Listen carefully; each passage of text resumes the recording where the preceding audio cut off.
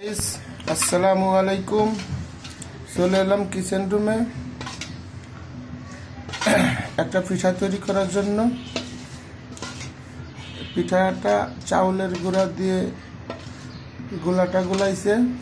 এখন এই তার উপরে দিয়ে দিবে, তার উপরে দিয়ে এই চামচ দিয়ে একটু লাড়াচাড়া দিবে, লাড়াচাড়া দিয়ে একটু বড় করবে। বড় করার পরে এটা মোটামুটি হালকা হালকা শুকানো হইলে পরে এর উপরে দিয়ে দেবে ক্ষীর।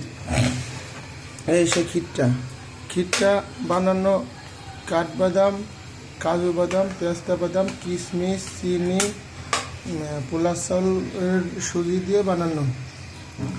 এটা অনেক সুস্বাদু খাইতে।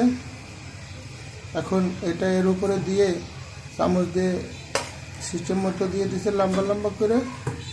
এটা এখন এই খুন্তি দিয়ে সাপটা দিয়ে দিচ্ছে, কিন্তু তারপরে পিঠা হয়ে যাচ্ছে। এই পিঠাটার নাম কি আমি বলতে পারছি না। বলুন তো গাইস, আপনারা চিনেন কি না? যদি চিনে থাকেন লাইক, কমেন্ট, শেয়ার করবেন। পরবর্তীতে যেন আর একটা পিঠার ভিডিও নিয়ে আসতে পারে আপনাদের সামনে ইনশাল্লাহ। দেখেন কতগুলো পিঠা হয়েছে গাইস।